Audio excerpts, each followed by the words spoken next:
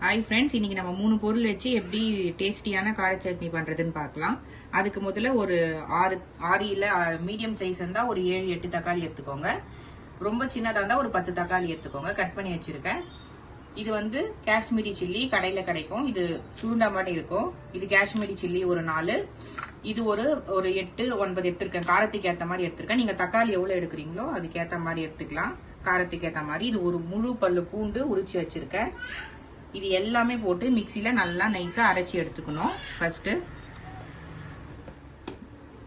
Mixie ஜார்ல எல்லாம் போட்டுக்கலாம். ஃபர்ஸ்ட் பூண்டு போட்டுக்கலாம். அடியில பூண்டு இருந்தாதான் ஃபர்ஸ்ட் நல்லா அரையும்.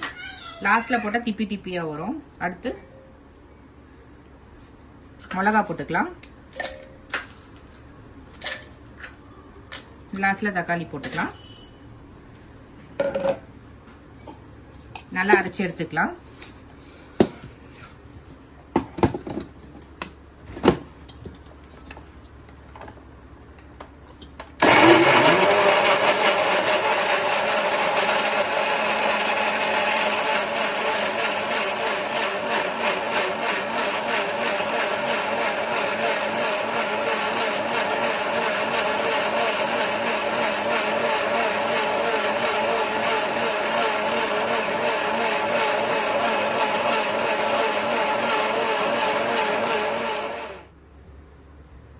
இந்த அளவுக்கு நல்லா திப்பிலாம் இல்லாம அரைச்சி எடுத்துக்கலாம்.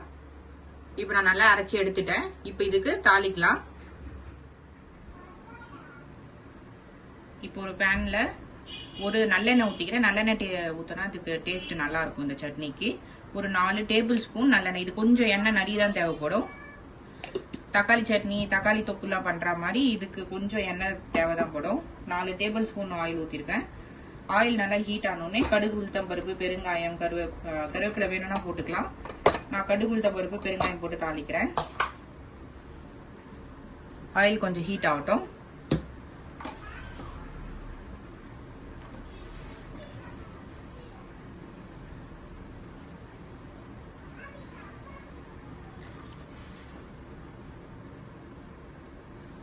இப்போ கடுகு, உளுத்தம் பருப்பு போட்டுக்கலாம்.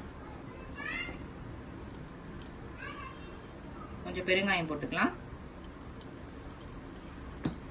கடுகு நல்லா பொரிஞ்ச உடனே நம்ம இதை அரைச்சி வச்சிருந்ததை ஊத்தி மூடி வச்சு நல்லா சுண்ட வச்சு எடுக்கணும். நடுநடுல கை விட்டு கலக்கி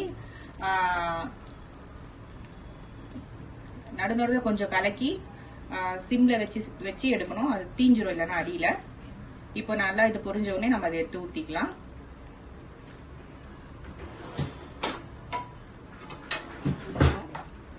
கடுகு நல்லா உரிட்டும். கடுகு பொரியிற சத்தம் கேக்குது. இப்ப இதை ஊத்திக்கலாம்.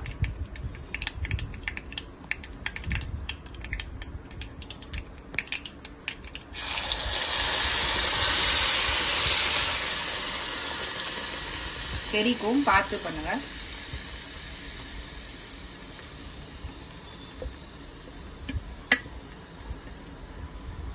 நல்லா அடியில இருக்கிறதுல வழிச்சு எடுத்து ஊத்திக்கலாம்.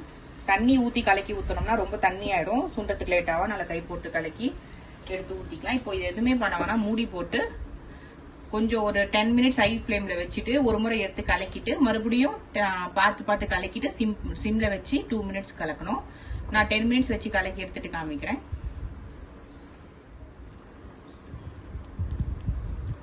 இப்போ ஒரு 5 மினிட்ஸ் ஆயிக்குது. இப்ப இதுல தேவையான அளவு உப்பு ஆட் பண்ணிக்கலாம். எவ்வளவு தக்காளி போறீங்களோ அதுக்கு ஏற்ற மாதிரி உப்பு போட்டுக்கோங்க.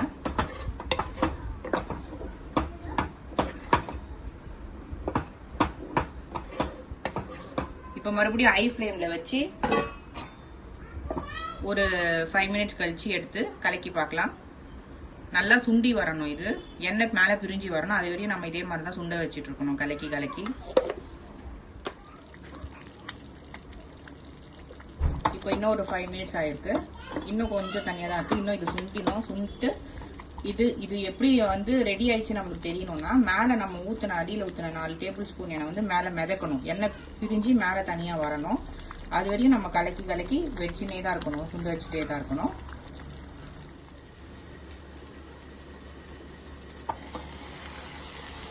இந்த அளவு எண்ணெய் பிரிஞ்சு நல்லா மேல வந்திருக்கு. இன்னும் ஒரு 5 மினிட்ஸ் வச்சோம்னா சரியாக போயிடும். இன்னும் கொஞ்சம் 5 மினிட்ஸ் வச்சோம்னா எனக்கு நல்லா பிரிஞ்சு வந்துடும், ரெடி ஆகிடும். நம்ம டேஸ்டியான 3 இன்க்ரீடியன்ட் தான். பூண்டு, தக்காளி, காஞ்ச மிளகாய் கொஞ்சம் காஷ்மீரி சில்லி போட்டுக்கணும், அவ்வளோதான். சால்ட்டு. இது வந்து நார்மல் தக்காளி சட்னி மாதிரி இல்லாமல் இது டேஸ்ட்டாக இருக்குது. இது வந்து ஹோட்டல் ஸ்டைலில் கார சட்னி வைப்பாங்கள்ல, அந்த மாதிரி ரோட்டு கடை ஸ்டைலில் இருக்கும் இது.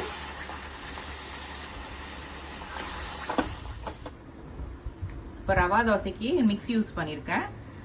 ரவா தோசைக்கு தான் இந்த சட்னி அரைச்சிட்டு இருக்கேன் நான். இப்போ இது வந்து எம்டிஆர் மிக்ஸ் யூஸ் பண்ணியிருக்கேன். நீங்கள் எந்த பிராண்டாலும் யூஸ் பண்ணிக்கலாம். அது தண்ணி நல்லா இந்த மாதிரி தண்ணியாக இருக்கணும், அப்போ தான் நல்லா வரும். ரொம்ப திக்காக இருந்துச்சுன்னா நான் மோர் மாதிரி, அந்த மோர் எப்படி கலக்குமோ அந்த அளவுக்கு இருக்கணும், அப்போ தான் நல்லா வரும். இல்லைனா வந்து அங்கங்கே தட்டையாக நின்றுடும். இது எப்படி ஊற்றுறதுன்னு இப்போ நான் காமிக்கிறேன்.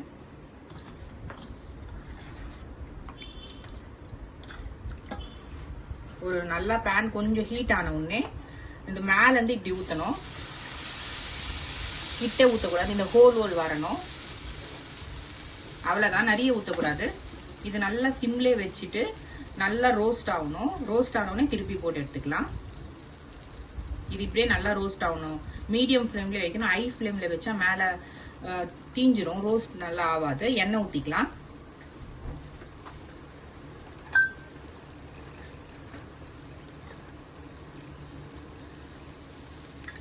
நம்ம தோசை ஊத்துற அளவு எண்ணெய் ஊற்றினாவே போதும், நிறையலாம் ஊற்றணும் இல்லை.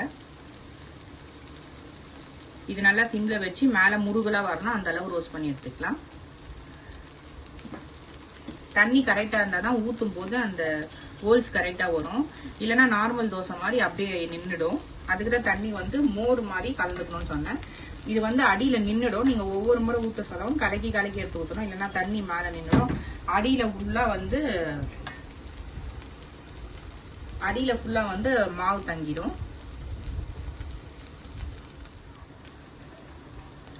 நம்ம திருப்பி போட்டு நல்லா ரோஸ்ட் ஆயிடுச்சு.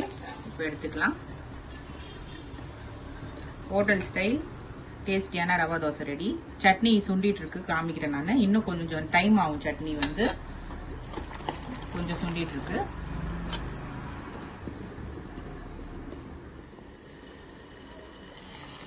இப்போ நல்லா எண்ணெய் பிரிஞ்சு வந்துடுச்சு.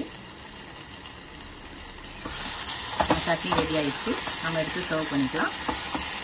இந்த அளவு சுண்டனா போதும்.